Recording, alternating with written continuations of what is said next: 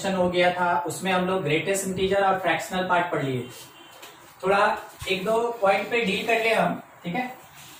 देखिए हम लोग ये पढ़े थे कि ग्रेटेस्ट इंटीजर फंक्शन जो होता है, ठीक है, ये ऑलवेज प्रोवाइड करेगा, ऑलवेज प्रोवाइड इंटीजर, ये हमेशा इंटीजर देता है।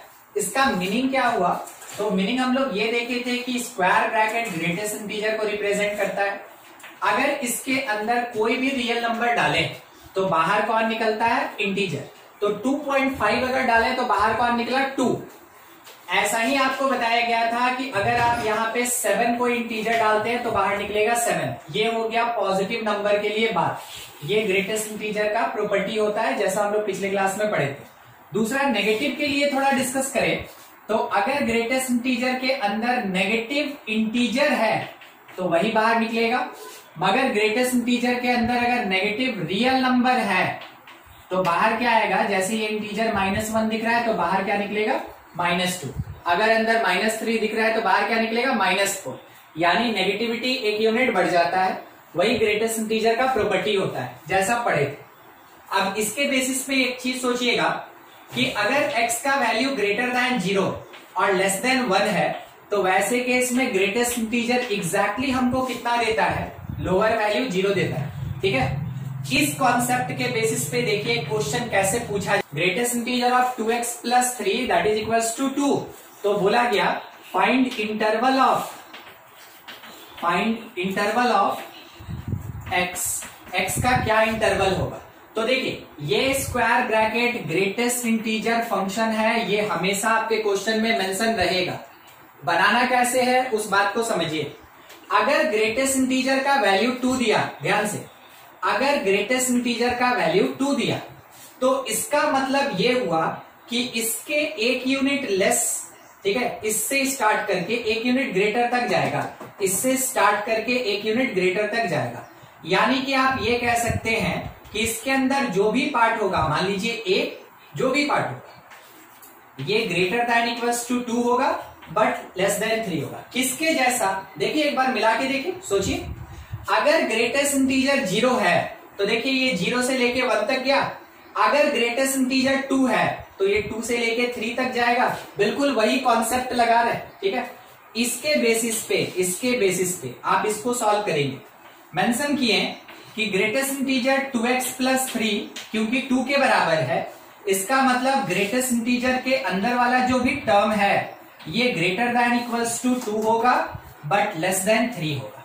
अब सॉल्व करना है हर एक पार्ट में से। देखिए मेरा मेन मोटो क्या है हम आपको पहले ही बता दें, हम यहाँ केवल x बचाना चाहते हैं, उसके अलावा और कुछ नहीं बचेगा, केवल x बचाना चाहते हैं। तो पहले क्या किए? Subtract 3 from each term. हर एक टर्म में से हम 3 को सबट्रैक्ट कर लिए। आप समझ रहे? 2 - 3 -1 आएगा, greater than equals to 3 - 3 cancel होके 2x बच गया और 3 - 3 0 हो जाएगा। उसके बाद अगर हमको x लाना है तो 2 से डिवाइड करेंगे, तो डिवाइडिंग थ्रू आउट 2 से डिवाइड करेंगे। जैसे डिवाइड कीजिएगा देखिए आपको क्या मिल गया इस जगह पे, -1/2 less than equals to 2x/2 x हो गया लेस देन 0/2 0 रहेगा। यानी कि x का वैल्यू स्टार्ट कहां से हुआ? -1/2 से। एंड कहां पे हुआ? 0 पे। आपको पहले भी इंटरवल में बताया गया इक्वल टू रहेगा तो क्लोज लगाएंगे और इक्वल टू नहीं है तो ओपन लगाएंगे। तो ओपन किसके साथ? 0। क्लोज किसके साथ? -1/2। किसका वैल्यू है? x का वैल्यू है, तो x belongs to this part. ये हुआ मेरा रिक्वायर्ड आंसर। यानी कि अगर ग्रेटेस्ट इंटीजर 2x + 3 2 के इक्वल होता है तो x का इंटरवल क्या मिलेगा? क्लोज -1/2 से ओपन 0 तक।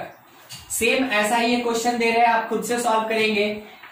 If greatest integer of x - 5 is equals to 7, find interval of x। बनाइए find interval of x, solve करके आंसर दीजिए कहां से कहां तक लाई करेगा। सबको ही बनाइए, बिल्कुल ऐसे ही बनेगा।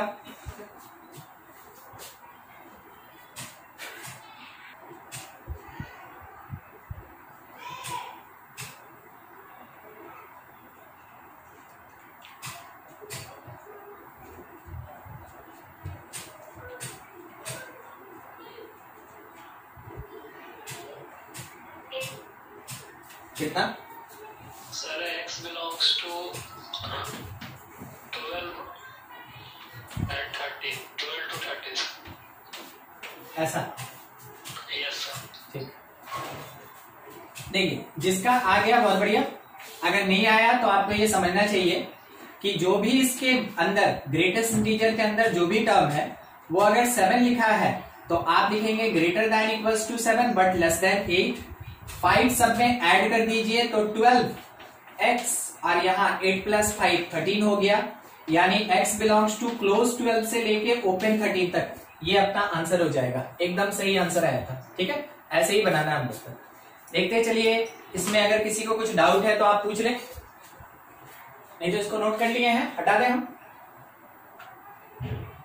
ये एप्लीकेशन है, ये प्रॉपर्टीज होता है। ठीक है,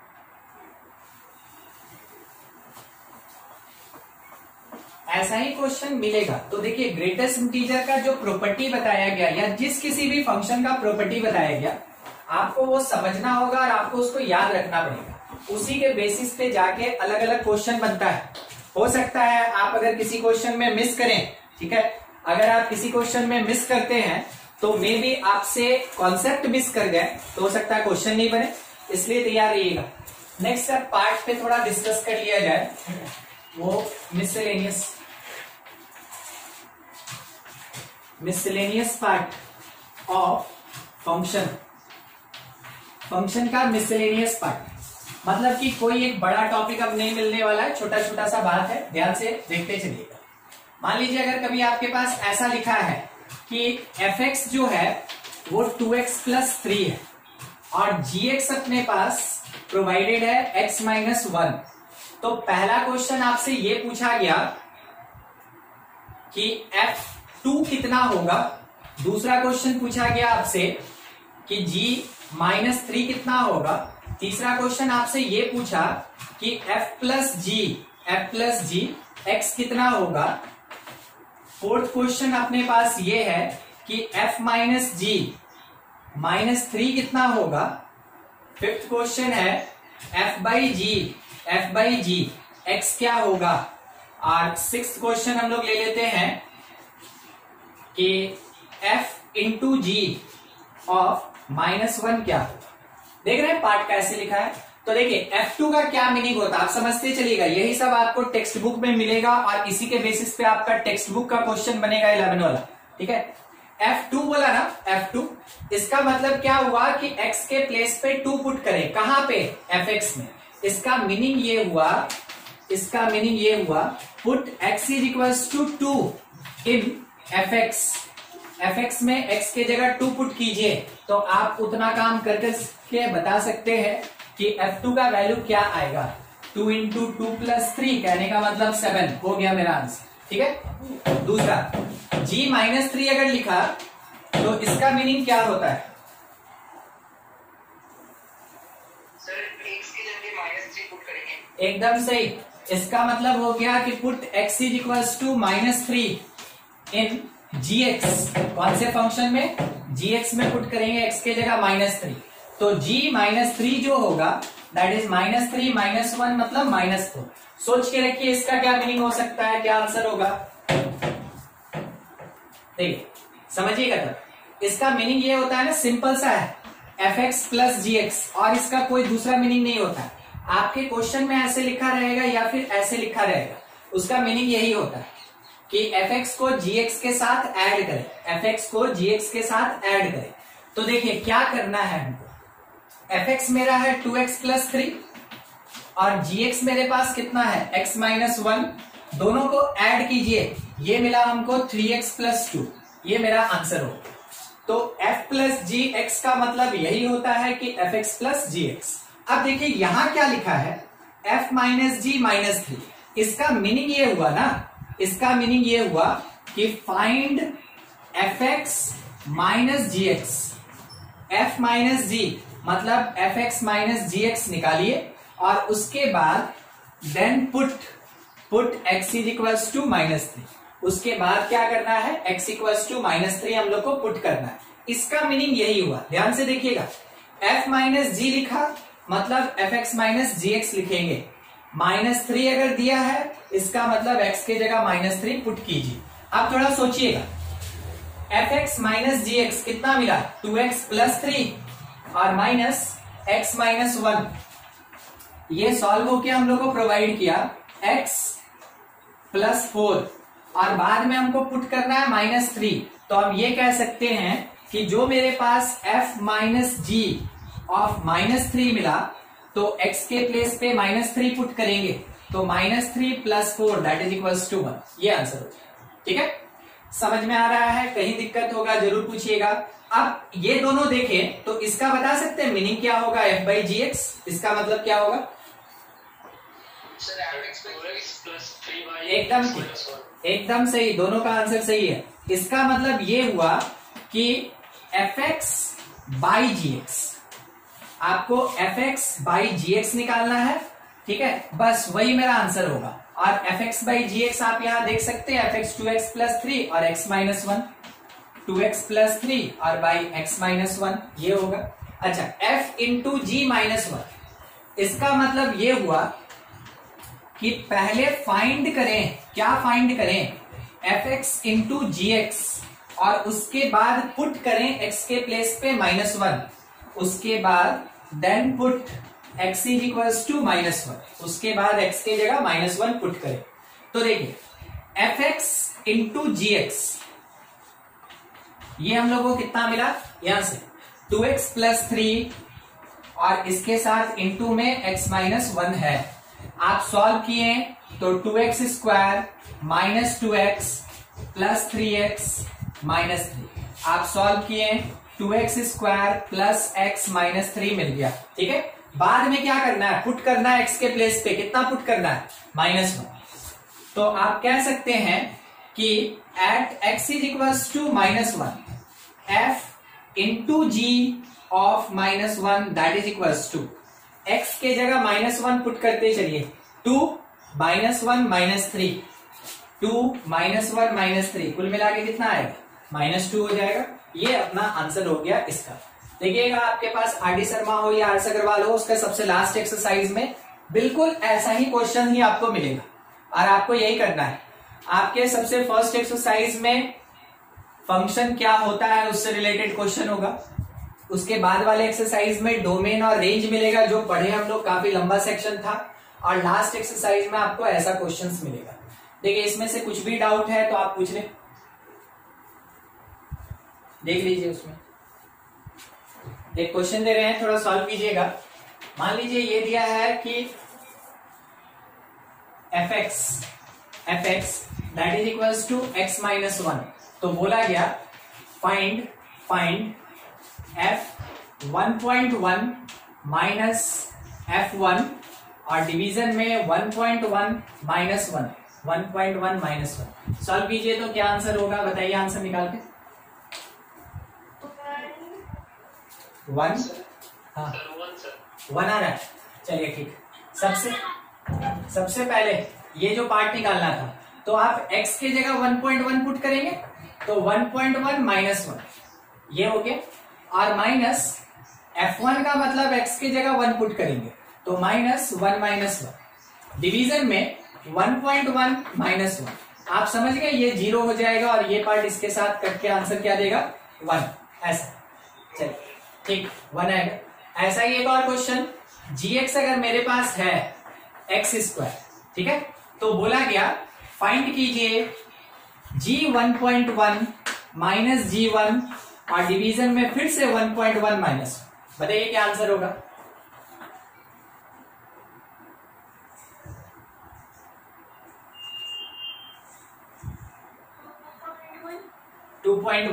ठीक है, देखा जाए g 1.1 का मतलब हो गया 1.1 का स्क्वायर माइनस g1 का मतलब हो गया 1 का स्क्वायर, डिवीजन में ये 0.1 आएगा सॉल्व करके। अच्छा, 1.1 का स्क्वायर 1.21 आएगा -1 और डिवीजन में 0.1, ये सॉल्व कर लें तो 0.21 और डिवीजन में 0.1, आप यहां 0 लगा दीजिए, ये पॉइंट ये हट गया, ये मिला हमको 21/10, कहने का मतलब कितना, 2.1, एकदम सही आंसर। ठीक है, ऐसे सॉल्व करना है। देखिए नेक्स्ट क्वेश्चन के बेसिस पे ही इसका थ्योरी हो सकता है और इसका कोई अलग थ्योरी नहीं होता है। देखिएगा नेक्स्ट एक क्वेश्चन और ले रहे हैं। अपने क्वेश्चन में एफ एक्स लिखा है, that is x square when x greater than equals to 0 less than equals to 3। उसके बाद 3x है when x greater than equals to 3 but less than equals to 10, ऐसा लिखा है। दूसरा gx भी दिया, gx is equals to provided है x square when x greater than equals to 0 but less than equals to 2 और 3x when x greater than equals to 2 but less than equals to 10। तो question में बोला गया then check whether fx or gx which one is function, कौन function होगा यही check करना है हम लोग को, ठीक है। fx दे दिया, gx दे दिया। अगर आपको याद हो तो क्लास में हम बताए हैं ऐसे पार्ट में अगर डिवाइडेड होता है तो इसको हम लोग बोलते हैं पीसवाइज, इसको पीसवाइज फंक्शन कहते हैं हम लोग, ठीक है, जो इंटरवल के साथ होता है। तो दोनों पीसवाइज है और हमको चेक क्या करना है कि ये फंक्शन है कि नहीं। तो आप पहले थोड़ा कंडीशन याद कर लें, ठीक है। एग्जिस्टेंसी ऑफ फंक्शन क्या होता है, सिंगल से x का 2y नहीं होना चाहिए, नॉट अलाउड, ठीक है। इसका क्या मतलब हुआ, एक x का 2y नहीं होना चाहिए, ठीक है। बस इसी एक कॉन्सेप्ट के बेसिस पे आप पूरा क्वेश्चन बना सकते हैं। आपको बताया गया था जब मैपिंग पढ़ रहे थे एकदम फर्स्ट क्लास फंक्शन का, उसी टाइम में आप कैसे चेक करेंगे। पहला काम कीजिए फॉर fx। अच्छा fx में अब मेरे पास दिक्कत क्या है ना, 0 से लेकर 10 तक बहुत सारा नंबर होगा, हम किस पे चेक करें। तो तरीका आपको समझाते हैं। जो हाईलाइटेड पॉइंट होता है, मतलब जिसका लेस ग्रेटर इक्वल सब डिफाइंड होता है, केवल उसी के लिए चेक किया जाता है। यानी हमको केवल किसके लिए चेक करना है, 3। gx में भी केवल किसके लिए हमको चेक करना है, 2। समझ में आया बात। जब भी ऐसा क्वेश्चन होगा तो हाईलाइटेड वही होता है जो दिखता है, ठीक है। तो 3 यहाँ पे हमको कंप्लीट दिख रहा है, इस कारण से हम केवल 3 पे चेक करेंगे। 2 कंप्लीट दिख रहा है, इस कारण से हम केवल 2 पे चेक करेंगे। ये तरीका होता है ऐसे क्वेश्चन को बनाने का।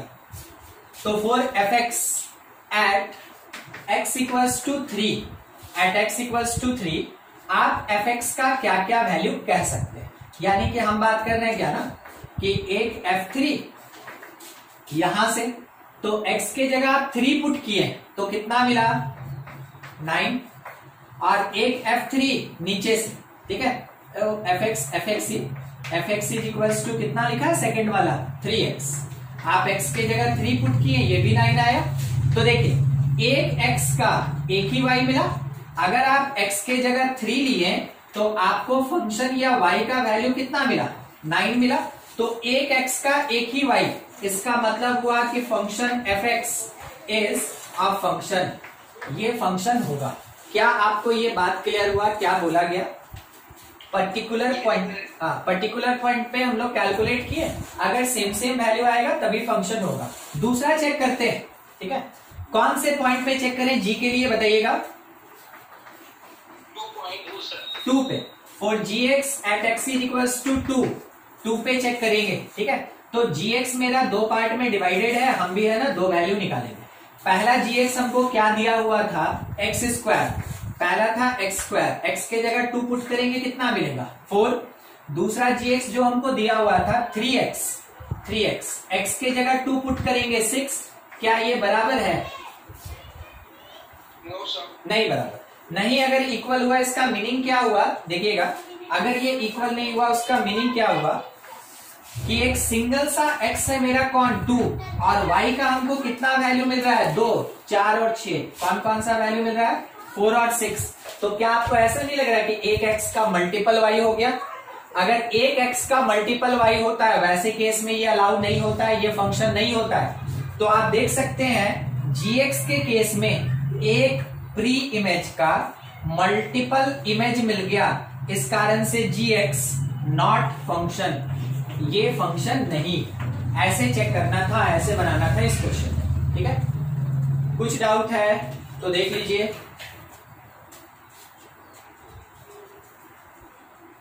बड़ा चैप्टर है, हम आपको पहले भी बता चुके हैं। इसका कुछ पार्ट हम लोग को 11 में पढ़ना है, कुछ पार्ट 12 में पढ़ना है। तो 11 में इस टॉपिक का काफी ज्यादा एक्सप्लेनेशन होता है जो अभी हम डील करने जा रहे हैं, मगर 12 में इसका बहुत ज्यादा एक्सप्लेनेशन होता है और 11 में थोड़ा यूज होता है। तो जितना यूज होता है उतना बता रहे हैं, उसके बेसिस पे आपका जितना भी 11 क्लास का क्वेश्चन है बनेगा। मगर ध्यान रखिएगा, इस टॉपिक से कंपटीशन का क्वेश्चन आपसे अभी नहीं बनेगा, क्योंकि ये एक्चुअल में है 12 क्लास का। 12 क्लास के फंक्शन का पार्ट है, आधा फंक्शन यहाँ आधा फंक्शन वहां। तो इस कारण से जब आप 12 में ये पढ़ लेंगे तब आपसे कंपटीशन का क्वेश्चन बनेगा। नाम है composition of function, composition of function.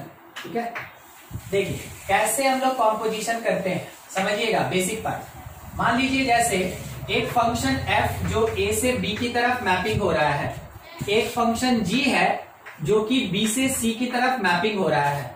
ध्यान से समझते चलिएगा, a के अंदर 1 2 3 बैठा है, b के अंदर में 0 4 5 है। b एक क्वेश्चन में एक सेट सेम होता है हमेशा, तो इसमें भी 0 4 5 होगा। और c के अंदर x y z है। बाय द रिलेशन किसी कंडीशन से 1 4 से रिलेटेड, 2 5 से रिलेटेड, 3 0 से रिलेटेड। 4 जो है 3 y से रिलेटेड, 0 x से रिलेटेड, 5 z से रिलेटेड। ठीक है, अब देखिए इसमें क्या क्या होगा। हमसे बोला गया सबसे पहले कि तुम निकाल के दिखाओ गॉफ क्या होगा। गॉफ, गॉफ इसको पढ़ते क्या है ना, इसको क्या पढ़ते हैं, it is function, it is function g, it is function g। ठीक है, g which contain f। ठीक है, गॉफ का मतलब g के अंदर f बैठा है, g के अंदर f बैठा है। इसको लिखने का एक और तरीका होता है, देखिए कैसे लिखते हैं, g ब्रैकेट में fx। इसका मतलब g के अंदर कौन बैठा है, f, और f के अंदर कौन बैठा है, x। ये होता है कंपोजिट फंक्शन और इसी को कहा जाता है g of x। Function g of fx, g of fx ऐसे लिखते हैं इसको। अब ये जो गॉफ है इसमें एक चीज ध्यान रखिएगा, फर्स्ट फंक्शन राइट साइड वाला होता है और सेकंड फंक्शन लेफ्ट वाला होता है। जैसे यहां बोले ना, ये फर्स्ट फंक्शन और ये सेकंड फंक्शन। तो f g फर्स्ट और सेकंड, मगर लिखेंगे कैसे, गॉफ। फर्स्ट कहां रहेगा, राइट साइड में, और सेकंड कहां रहेगा, लेफ्ट साइड में। अब देखिए गॉफ बनेगा कैसे, ध्यान दीजिए। गॉफ यहां b और b सेम सेम है, देखिएगा क्या लिखे हैं, क्या लिखे हैं, ए बी लिखे हैं और बगल में क्या लिखे हम, बी सी लिखे हैं। ऐसे देखिए, क्या आपको ये पार्ट इक्वल दिखा, अगर इक्वल हुआ तो वैसे केस में ए से सी की तरफ मैपिंग होगा। तो गॉफ में कहां से कहां मैपिंग होगा, ए से सी की तरफ मैपिंग होगा। कैसे होगा, ए सेट था 1 2 3, सी सेट था मेरे पास x y z, x y z. अब क्या तरीका, कैसे काम करेंगे सीखते चलिए। 1 4 से रिलेटेड, 1 4 से रिलेटेड और 4 y से रिलेटेड, 4 y से रिलेटेड, ये सेम सेम हुआ तो 1 y रिजल्ट मिलेगा, 1 y। दूसरा 2 5 से रिलेटेड, जहां नहीं समझ में आएगा तुरंत पूछिएगा। 2 5 से रिलेटेड, 5 z से रिलेटेड, ये दोनों सेम हो गया तो रिजल्ट मिलेगा 2z, 2z। 3 0 0 x क्या होगा बताइए सोच के, 3x होगा। क्या मिलेगा हम लोग को, 3x मिलेगा। अब ध्यान रखिएगा, ये किसका है, f का, ये किसका है, f का। ठीक है, और ये किसका है, g का, ये g का। और ये जो मिला ये किसका है, ये गॉफ का है, ये किसका है, गॉफ का है। इसका मतलब हुआ 1 related to y, 2 related to z और 3 रिलेटेड टू x। ये मिला हमको g of f. On basis of f and g ये हमको मिला g of f. Is called composite function और process called composition of function. ठीक है, चलिए इसको नोट करें आप। और अभी बताना बाकी है, ये तो मैपिंग पे हुआ ना, मेन आपके पास क्वेश्चन मैपिंग और रियल दोनों में रहता है, तो दोनों आना चाहिए।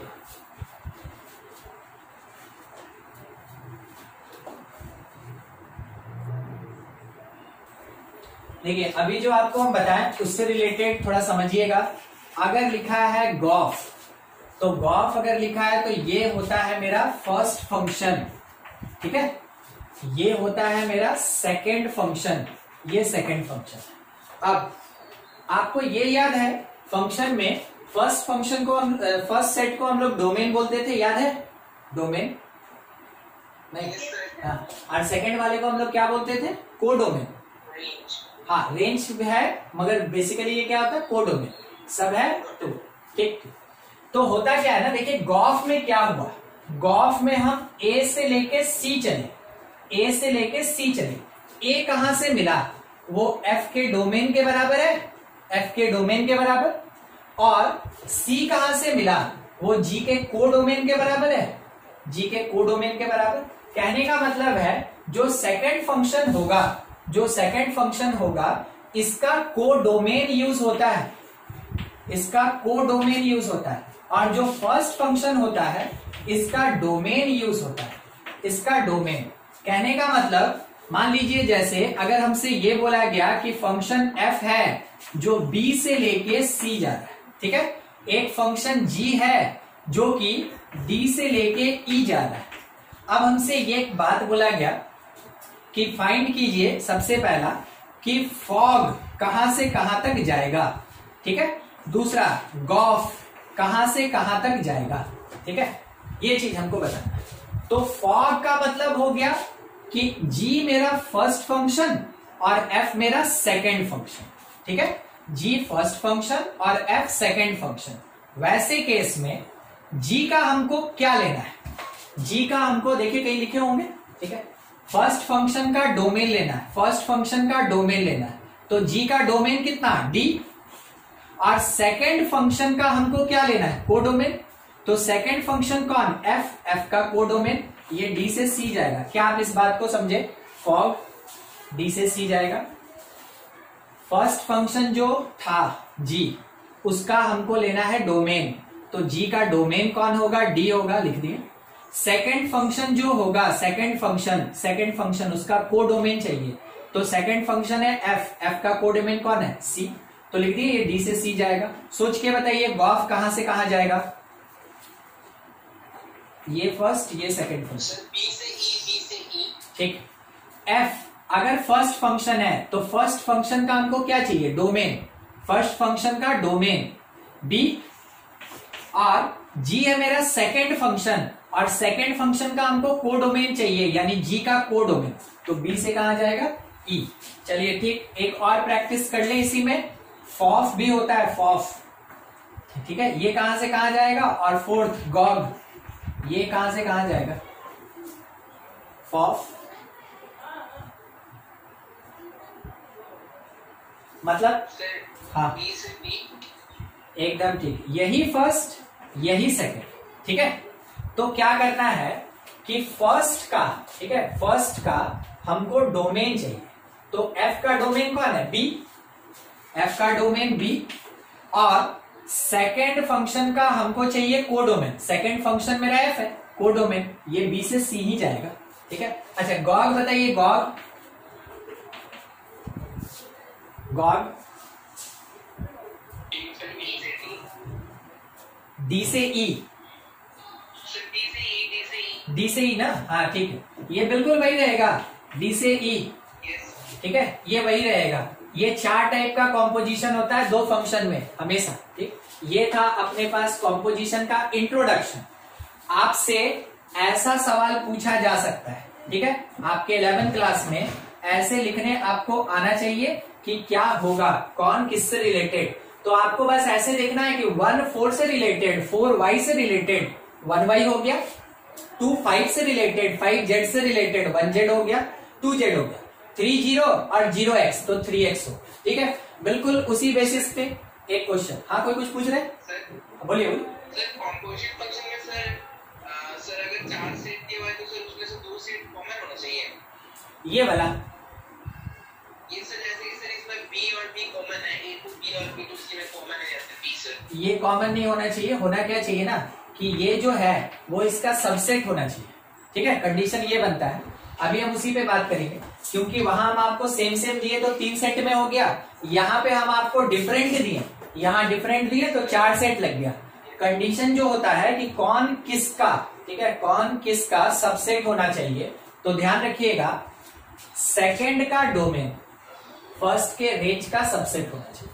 ठीक है, ये सबसेट होता है। तो अभी आपको उस कंडीशन पे बात नहीं करना है, मगर आप पूछें, आपको जैसे दिक्कत हुआ आप पूछें, हम आपको बता दें। ठीक है, अभी 11 में उतना डीप नहीं जाना है, 12 में उसके बारे में बहुत पढ़ना है, इसके बारे में बहुत पढ़ना है। ठीक है, हटाएं लेफ्ट वाला।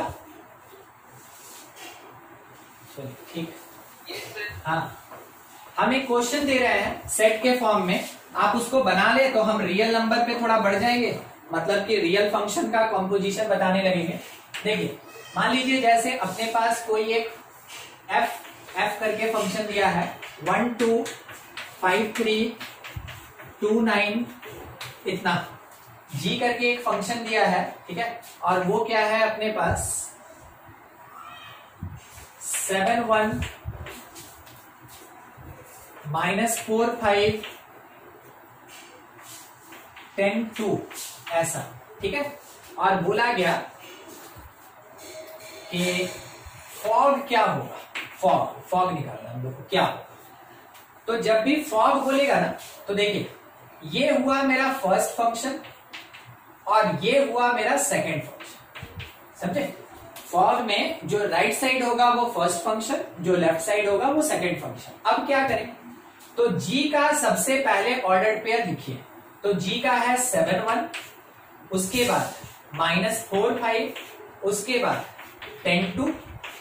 अब f का यानी सेकंड फंक्शन, उसका ऑर्डर पेयर लिखिए, तो कौन कौन 1 2, फिर कौन 5 3, उसके बाद 2 9। आपको शायद फॉर्मेट दिख गया होगा। 7 1 1 2 का क्या मिलेगा, 7 2 -4 3 10 9, ये मिल गया। बस वही यहाँ पे लिख देना है, क्या क्या मिला हमको, 7 2 -4 3 और इसके साथ 10 9। ठीक है, ये होता है कॉम्पोजिशन ऑफ फंक्शन। ठीक है, इस तरीके से हम लोग को मैपिंग का कॉम्पोजिशन करना होता है। अब इसी के बेसिस पे रियल में आपके बुक में एनसीईआरटी हो, आर डी शर्मा हो, आर अग्रवाल हो, आपके बुक में एक क्वेश्चन इसका दिया, इसका मतलब हमको पूरा कॉन्सेप्ट आपको बताना पड़ेगा। ठीक है, और आपको भी पूरा कॉन्सेप्ट याद करना पड़ेगा अगर एक भी क्वेश्चन दिया है तो, क्योंकि कुछ भी पूछ सकता है उससे रिलेटेड। देखिए अब क्या है ना कि हम लोग डिस्कशन कर रहे हैं कि basic composition of real function. बस इंट्रोडक्शन है जितना आपके पास यहाँ पे काम है। ठीक है, उसका इंट्रोडक्शन है केवल जितना काम। मान लीजिए, ठीक है, अज्यूम करिए कि fx मेरे पास क्या दिया है, sin x। ठीक है, और gx मेरे पास क्या दिया हुआ है, x स्क्वायर। तो ये हुआ ट्रिग्नोमेट्रिकल फंक्शन और ये कैसा, अलजेब्रिक फंक्शन। अगर हमसे पहला सवाल ये कर दे कि बताओ फॉग x क्या होगा, ठीक है, ध्यान से समझते चलिएगा। हम इसको लिखेंगे, ये f ऑफ gx होगा। फॉग x का मतलब f ऑफ gx होगा। कौन किसके अंदर, f के अंदर g होगा, f के अंदर g होगा। f का मतलब ध्यान से समझते चलिएगा, x के जगह तो x है, तो f किसके बराबर है, साइन। तो f के जगह हम क्या लिखेंगे, साइन। gx में, ठीक है, ये x के जगह है, तो g के जगह कौन है, पावर 2। यानी हम gx के जगह क्या लिखेंगे, x स्क्वायर। पूरे gx के जगह हम क्या लिखेंगे, x स्क्वायर। तो हमको फॉग क्या मिला, साइन x स्क्वायर। ठीक है, फॉग क्या मिला, साइन x स्क्वायर। एक बार फिर से ऐसा ही दूसरा फिर से देखिएगा, गॉफ का मतलब g के अंदर कौन बैठेगा, fx। g का मतलब क्या हुआ, पावर 2। यानी x के जगह हम किसको डालें, fx को। तो हम इसको ऐसे लिख सकते हैं कि ये fx का पावर 2 है, और fx का मतलब क्या है, sin x। fx का मतलब क्या है, sin x। लिख दीजिए, तो sin x का पावर 2 हो जाएगा। देखते चलिएगा, कहीं दिक्कत होगा पूछिएगा। नेक्स्ट निकाल रहे हैं फॉफ x। इसका मतलब f के अंदर fx होगा, f के अंदर fx होगा। f का मतलब क्या है, साइन, तो x के जगह क्या लिखें, fx, तो इसको हम लोग लिखेंगे sine fx, sine of fx। fx कितना था, sin x था, तो ये साइन ऑफ sin x हो गया, साइन ऑफ sin x। ठीक है। फोर्थ, साइन स्क्वायर, नहीं स्क्वायर नहीं लिखना है, उसको ऐसे ही छोड़ देना है। ठीक है, मतलब देखिए, अगर sin x into sine x होता है ना, तो इसको हम लोग लिखते हैं साइन स्क्वायर x, मगर ये साइन ऑफ साइन x है, मतलब वो जो ब्रैकेट का साइन x है ना, वो एंगल की तरह काम कर रहा है। ये पूरा एंगल है, ये पूरा एंगल की तरह काम कर रहा है। ठीक है, तो उसको स्क्वायर नहीं लिखना, उसको वैसे ही छोड़ देना, वो इतना ही होगा। देखिए नेक्स्ट, फोर्थ नंबर, गॉग। अगर गॉग x निकालना हो तो g के अंदर कौन बैठेगा, gx। अब g का मतलब क्या था, स्क्वायर, तो x के जगह क्या लिखेंगे, gx। तो ये क्या बनेगा, gx का स्क्वायर, ये क्या बनेगा, gx का स्क्वायर। ठीक है, और gx का मतलब क्या है, gx का मतलब है x स्क्वायर, तो हम लोग इसको लिखेंगे gx के जगह x स्क्वायर, और पावर 2, कुल मिला के कितना, x4। ठीक है, देख लीजिए ये 4 पार्ट है, अगर कहीं दिक्कत है तो आप हमसे पूछें, नहीं तो आपके प्रैक्टिस के लिए क्वेश्चन दे रहे हैं, सॉल्व कीजिएगा। fx अपने पास दिखा है 2x प्लस 1, और gx अपने पास लिखा हुआ है x स्क्वायर माइनस 1।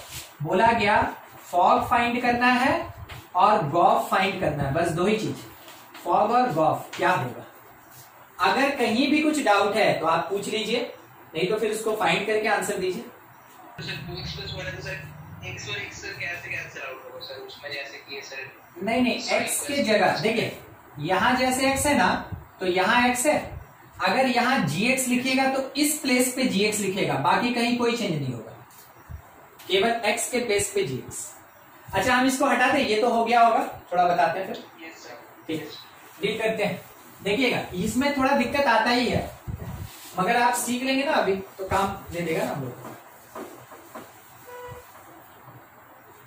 देखिए, मान लीजिए आपसे बोला कि फॉग निकालो, फॉग एक्स, इस पे बात कर रहे हैं, आप इसको ऐसे लिखिए f ऑफ gx। अब आप ऐसे समझे कि fx मेरे पास, fx बाहर में जो फंक्शन रहेगा उसी का बात करेंगे। ठीक है, बाहर में जो रहेगा उसी का बात करेंगे। fx लिखा है 2x प्लस 1, जहां x उसी को चेंज करेंगे। अब सोच के बोलिए, fa कितना होगा, 2a प्लस 1, fb कितना होगा, 2b प्लस 1।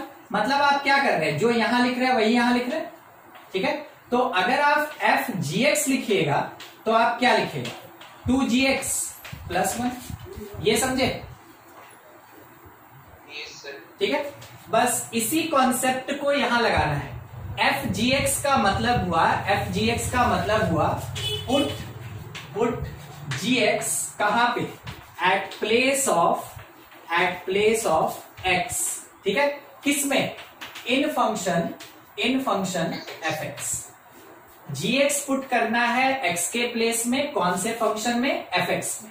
तो fx मेरे पास जो दिया, fx मेरे पास दिया 2x प्लस 1, तो fgx हम इसमें लिखेंगे 2gx प्लस 1। अब gx का वैल्यू क्वेश्चन हमको प्रोवाइड किया है, gx x स्क्वायर प्लस 1, तो हम लोग gx के जगह लिखेंगे x square plus 1, x square plus 1 और माइनस 1 दिया, x स्क्वायर माइनस 1। अब आप इसको सॉल्व करें तो 2x square minus 2 plus 1 solve हो गए, 2x स्क्वायर माइनस 1। देख लीजिए, एक एक पार्ट करके समझते चलेंगे हम, इसीलिए क्वेश्चन आपको दिए थे कि खुद से बनाइएगा ना तो थोड़ा दिक्कत आएगा, तो आप समझेंगे कि कहां इशू हो रहा है, तो आप उस जगह पे थोड़ा ध्यान देंगे। देखिए, अभी जितना एक्सप्लेनेशन दिए इसमें कोई भी दिक्कत है तो आप हमसे फिर से पूछे, नहीं तो हम सेकंड वाले पे फिर बढ़ते हैं। देख लीजिए, ठीक, ये क्लियर हो गया, फॉग ना, फॉग क्लियर हो गया। दूसरा, गॉफ गॉफ गॉफ एक्स को हम लिखेंगे g of f x, g of f x लिखेंगे, ठीक है। इसका मीनिंग क्या हुआ? इसका मतलब ये हुआ कि put f x at place of x, कहा? In function g x function में एक्स के जगह किसको पुट करेंगे? F x. अब देखिए क्वेश्चन में जी एक्स फंक्शन क्या दिया है? जी एक्स लिखा है x square minus one, x square minus one, तो x के जगह हमको पुट करना है fx। जी एफ एक्स जब हम निकालेंगे तो x के जगह लिखना है fx, इसका पावर 2 होगा minus one.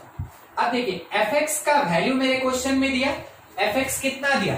2x plus one, तो fx के जगह लिखिए 2x प्लस वन, fx के जगह 2x प्लस वन, fx का पावर 2, तो 2x प्लस वन का पावर 2 माइनस वन। आप इसको सॉल्व कर ले, जो आना होगा। कितना हो गया? 4x, हाँ ठीक है, 4x square plus one plus 4x, और बाद में माइनस वन से ये कट जाएगा, ठीक है। तो कितना आएगा? 4x x प्लस वन या 4x स्क्वायर प्लस 4x। ये हुआ मेरे पास गॉफ। देखिए दो चीज डील किए, ठीक है। आप अपने से ट्राई करके भी देख लिए, अगर दिक्कत आने वाला था तो आया। अब अगर कहीं पे इश्यू है तो फिर से पूछिए और एक्सप्लेन करेंगे, नहीं तो अभी हम क्वेश्चन छोड़ेंगे नहीं और क्वेश्चन लेंगे। अभी क्वेश्चन में एफ एक्स दिया मॉड एक्स, ठीक है। जी एक्स प्रोवाइडेड है अपने पास कॉस एक्स, ठीक। हम लोग से पहला क्वेश्चन ये पूछा गया कि फॉग एक्स क्या होगा, ठीक है। फॉग एक्स क्या होगा, तो हम लोग को क्या करना चाहिए कि इसको एफ ऑफ जी एक्स लिखना चाहिए, और जी एक्स को हम कहां पुट करेंगे? एफ एक्स में, जहां एक्स है वहां पुट करेंगे, यानी लिखेंगे हम लोग मॉड जी एक्स, ठीक है, मॉड जी एक्स। जी एक्स का वैल्यू क्वेश्चन में कितना दिया है देख के बताइए? जी एक्स कॉस एक्स, तो जी एक्स के जगह हम लोग क्या लिखेंगे? Cos x. मिल गया हमको, क्या मिला? फॉग। चलिए अब आपका बारी है सेकंड। गॉफ आप खुद से निकालें, फिर से ट्राई कीजिए, गॉफ क्या आ रहा है, फिर से ट्राई कीजिए गॉफ।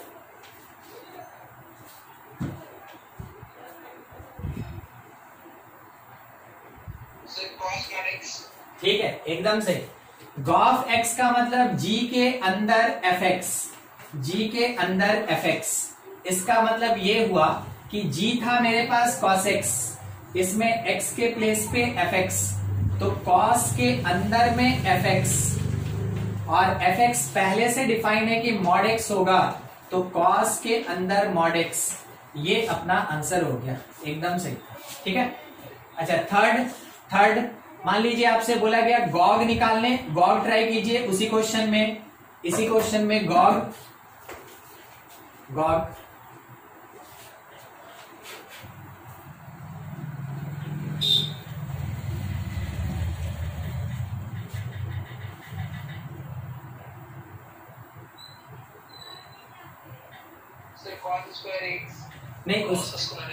नहीं, उसको कॉस स्क्वायर नहीं बोलना है, फिर से बोल रहे हैं। ये आएगा, ये आया ना? Yes sir. इसको कॉस स्क्वायर नहीं बोलना, इसको कॉस स्क्वायर नहीं, इसको कॉस ऑफ कॉस एक्स बोलते हैं, कॉस ऑफ कॉस एक्स, ठीक है। ये आंसर एकदम ठीक था। चलिए ठीक, अब देखिए एक क्वेश्चन, थोड़ा हम इसको हटाएं, अब नोट कर लीजिए आप थोड़ा जल्दी जल्दी इसको। तो अब आए एक्चुअल एक दो क्वेश्चन पे, थोड़ा अलग। क्वेश्चन में लिखा एफ एक्स, इस बार तीन फंक्शन एक साथ करेंगे, ठीक है। देखिएगा एफ एक्स लिखा है 1/1 माइनस एक्स, तो बोला find F of f x क्या होगा, ठीक है। ऐसा क्वेश्चन एक ये हो सकता है, और दूसरा होता है कि x के जगह कभी 2, 3 कुछ दिया रहेगा, वो भी निकालना पड़ सकता है, तो ये रहेगा, या फिर और एक f ऑफ f(2) क्या होगा, ये निकाल, ठीक है। दोनों चीज, ऐसा कोई भी क्वेश्चन हो सकता है। मतलब तीन फंक्शन को एक साथ हमको कंपोज करना, फंक्शन को कितनी बार? 3 बार कंपोज करना है। कैसे करेंगे ध्यान से देखते चलिएगा। ये इसके साथ कंपोज होगा, यानी एक बार में दो, जैसे कार्टेशियन प्रोडक्ट रिलेशन में पढ़े थे ना कि अगर 3 का भी कार्टेशियन प्रोडक्ट निकालना है तो पहले 2 का करते हैं, बाद में तीसरे को अप्लाई करते हैं, एकदम वही कॉन्सेप्ट। ठीक है, स्टेप बाय स्टेप कैसे चलेंगे। मेरे क्वेश्चन में दिया कि fx है 1/1 माइनस एक्स।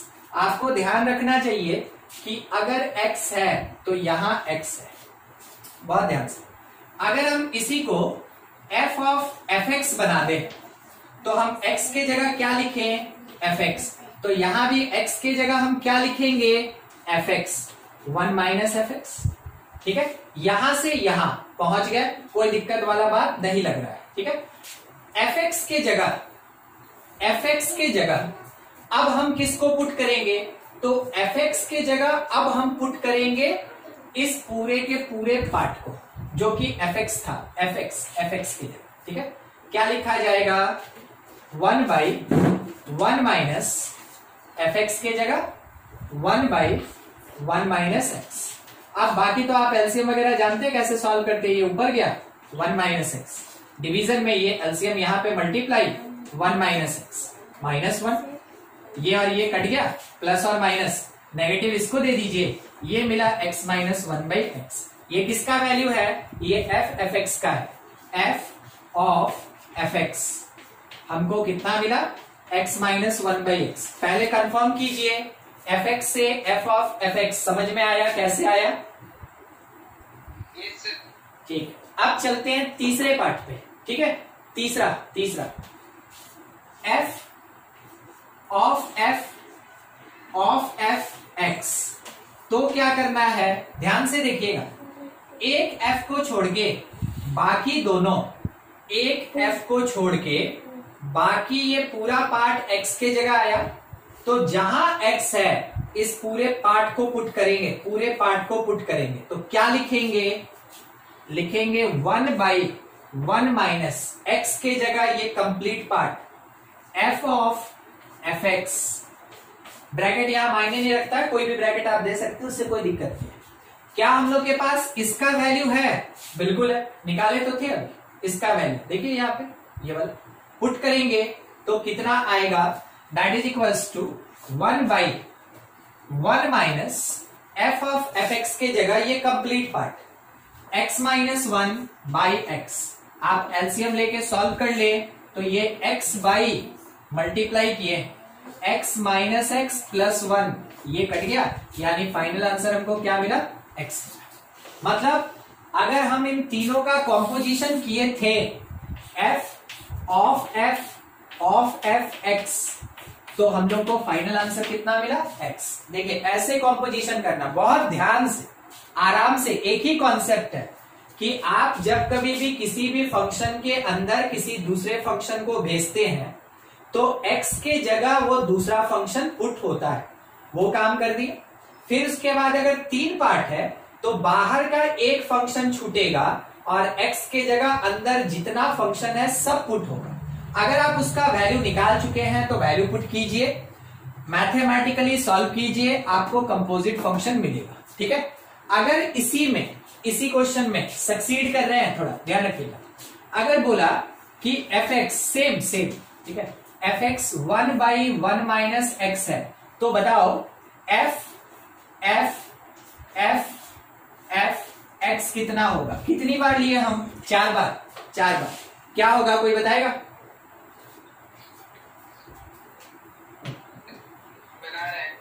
नहीं बनाने की जरूरत नहीं, हम सब बना दिए हैं, आपको केवल इस पे ध्यान रखना चाहिए।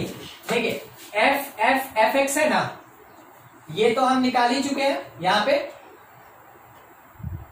है ना, 1/1 माइनस x, एकदम ठीक, ये तो हम निकाल ही चुके हैं। और ये किसके जगह जाएगा, ये x के जगह जाएगा, x के जगह ये तीनों पुट होगा, और तीनों सॉल्व करके तो x ही आया था ना, तो इसका आंसर भी कितना होगा, 1/1 माइनस एक्स।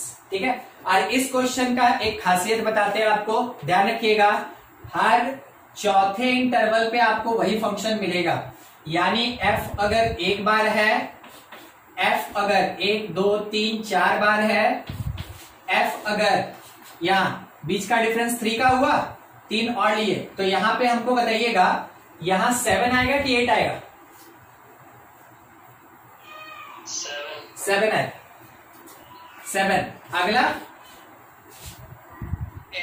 10। एपी फॉर्म हो गया, एपी 3 3 3 का डिफरेंस, ठीक है। मतलब क्या हुआ ना कि अगर आप एक fx लिखे तो वो 1/1 माइनस एक्स मिला।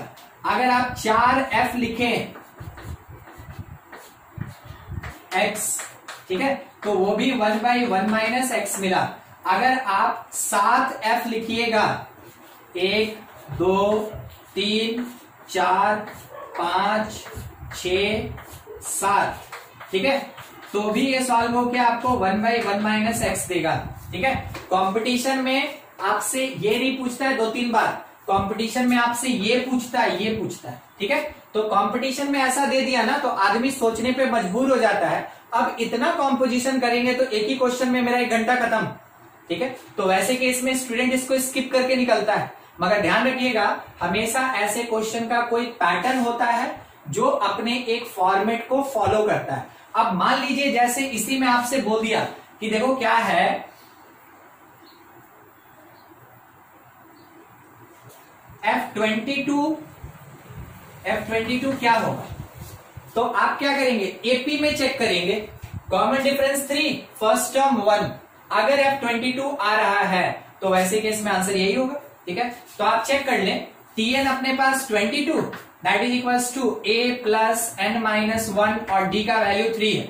इसको इधर भेज दिए, 21 डिवाइडेड बाई 3 कर लिए, that is n minus 1। n का वैल्यू 8 आया, इसका मतलब इसका वैल्यू भी 1/1 माइनस एक्स होगा। कॉम्पिटिशन का क्वेश्चन ऐसे ही बनता है, ध्यान रखिएगा।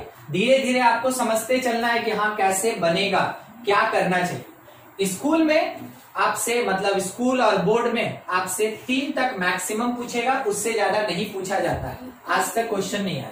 अच्छा, दूसरे क्वेश्चन पे बात करें, थोड़ा 2 निकालना था तो क्या करना चाहिए हमको, ये जो हमको मिला ना इसके जगह अगर हम 2 पुट कर देंगे तो हमको f ऑफ f2 मिल जाएगा, यानी f ऑफ f2 कितना होगा, 2 होगा। ये समझे आप, देखिए हर एक टर्म को, और इसको छोड़िएगा मत।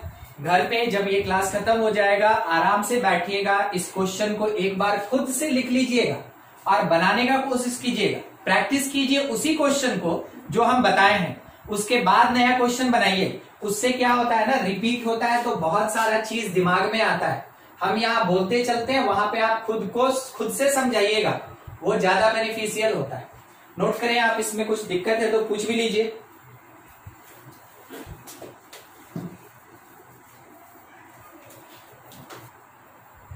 देखिए एक और क्वेश्चन, fx क्या लिखा, a minus x to the power n to the power 1/n, ठीक है, a minus x to the power n और इसका होल पावर कितना, 1/n।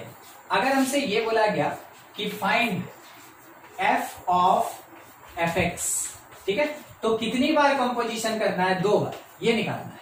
तो देखिए कैसे कैसे काम करेंगे, क्योंकि फंसाने वाला तो आपको बहुत चीज देगा। हमेशा कॉपी में x को जरूर मार्क कर ले, ठीक है, यही x है जहां हमको पुट करना है। आप लिखेंगे f ऑफ fx, बोलिए कुछ बोल रहे हैं, क्वेश्चन को एक बार रिपीट कीजिए सर, नेटवर्क जो है क्लियर नहीं आ रहा। अच्छा ठीक है, a minus x to the power n whole power 1/n, ठीक है। बाकी लोगों को क्लियर आ रहा है? Yes sir. चलिए ठीक है, देख लीजिए, लिख लिए ना, और निकालना है f ऑफ fx, निकालना है f ऑफ fx। पुट करेंगे x के जगह, किसको पुट करेंगे, fx को, तो लिखेंगे a माइनस एक्स के जगह fx और इसका पावर n और होल पावर 1/n, ठीक है, होल पावर 1/n। अब क्या करना है, इस fx के जगह, ध्यान रखिएगा, इस fx के जगह इस पूरे पार्ट को पुट करेंगे तो क्या बनेगा, देखिए अब ब्रैकेट्स का यूज है, बहुत संभल के, a माइनस fx पूरा लिख रहे हैं, fx पूरा, तो कैसे लिखे, a माइनस एक्स का पावर n का पावर 1/n, ये fx के जगह हुआ। अब अगर आप देखें तो fx का पावर n है तो इस पूरे पार्ट का पावर n होगा और उसके बाहर में 1/n है। इतना सारा पावर देख के कंफ्यूज मत होइएगा, पार्ट बाय पार्ट आपको समझाया जा रहा है। fx के जगह ये वाला पूरा पार्ट लिखे जो आपको स्क्वायर ब्रैकेट के अंदर दिख रहा है। ये पूरा किसके प्लेस पे लिखे? स्क्वायर ब्रैकेट के अंदर fx के प्लेस पे। fx का पावर n था इसलिए इसका पावर n हुआ। बाद में ओवरऑल टोटल पावर 1/n था, ओवरऑल टोटल पावर 1/n हुआ। अब जाके इसको सॉल्व करना है, ठीक है। तो शायद आप ये पढ़े हुए हैं, देखिए ये और ये कट जाएगा, 1/n का पावर n है, ये दोनों कैंसिल हो जाएगा। जो बचेगा उसको लिख रहे हैं a माइनस, यहां से क्या बचा? a और माइनस माइनस प्लस x का पावर n और इसका होल पावर 1/n। देखिए minus a plus a cut गया, बचा क्या? x to the power n का होल पावर 1/n। ये n और ये n फिर से कैंसिल, बचा क्या? x। कहने का मतलब f ऑफ fx जो है उसका वैल्यू कितना आया? x आया। आप ये पढ़े हैं ना कि मान लेते हैं अगर x क्यूब का पावर 1/3 हो तो इसको हम लोग x लिखते हैं, ऐसा पढ़े हैं ना? हाँ, वही चीज, ये वाला जो कैंसिल होता है बिल्कुल उसी कॉन्सेप्ट पे। और ये क्वेश्चन बहुत इंपॉर्टेंट है, ध्यान रखिए, ये क्वेश्चन बहुत इंपॉर्टेंट, ठीक है, नोट कीजिए। देखिए क्वेश्चन एक्चुअल में दिया है fx, ठीक है, अब कंपोजिशन से अलग है, ठीक है, मिसलेनियस पे ही चल रहे हैं हम लोग। देखिए fx लिखा है x cube minus 1/x cube और बोला गया कि find fx plus f1/x, fx plus f1/x क्या होगा? देखिए ऐसे केस में हमेशा ध्यान रखिएगा, आपको जो दिया आप उसके हिसाब से काम करेंगे। fx में जहां जहां x है, f1/x में वहां क्या पुट होगा? 1/x पुट होगा, ठीक है, उसी कॉन्सेप्ट से चलेंगे। तो देखिए fx मेरे क्वेश्चन में दिया, हम उसको लिख लें थोड़ा, x cube minus 1/x cube. हमको दूसरा चाहिए था f1/x, तो क्या करें? x के जगह 1/x लिखें, तो 1/x का होल क्यूब माइनस 1/x का होल क्यूब। जहां x था वहां 1/x पुट किया। सॉल्व करने का अपना तरीका, ये घूम के ऊपर जाएगा तो माइनस x क्यूब, ये मिल गया हमको f1/x। अब इसको आप मान लीजिए सेकेंड इक्वेशन या सेकेंड फंक्शन, ये फर्स्ट है। क्वेश्चन क्या कह रहा है? दोनों को ऐड कर दो, ठीक है, ऐड कर रहे हैं तो 1 + 2 करने पे क्या मिलेगा? fx plus f1/x। और शायद आप इसको देख के समझे हो, या नहीं तो फिर एक बार लिख ही देते हैं ना, x cube minus 1/x cube, ये fx हुआ, और प्लस 1/x क्यूब और माइनस x क्यूब, ये f1/x हुआ। क्या आपको ऐसा नहीं लग रहा सब कट गया? और रिजल्ट हमको क्या मिला? 0। तो इसका आंसर कितना? 0।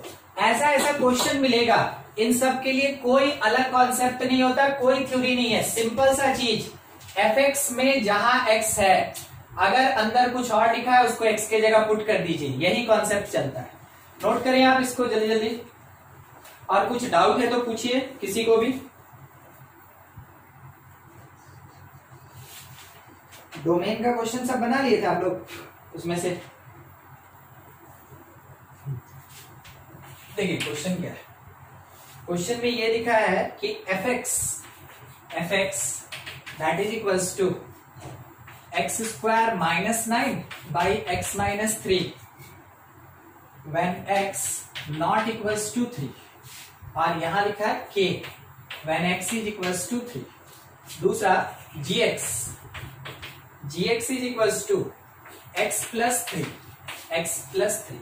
क्वेश्चन में ये बोला गया कि if fx is equals to gx तो फाइंड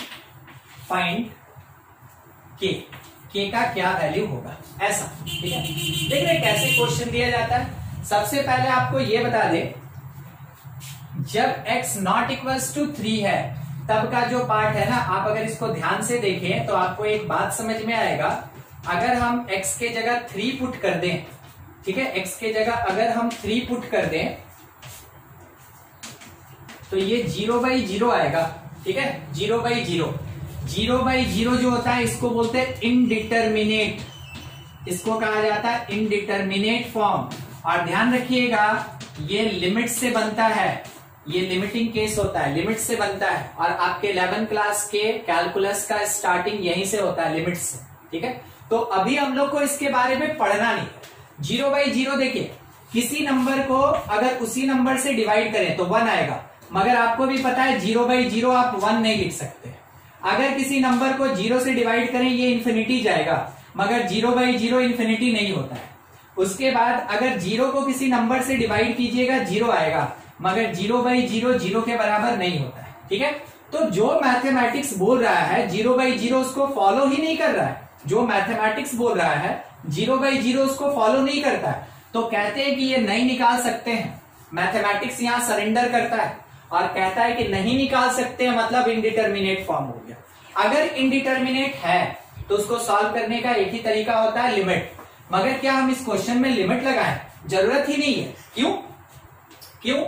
क्योंकि देखिए बोला x3 नहीं होना चाहिए तब ये फंक्शन है, x3 नहीं होना चाहिए तब ये फंक्शन है। हमको तो निकालना है कि वैल्यूएशन क्या होगा।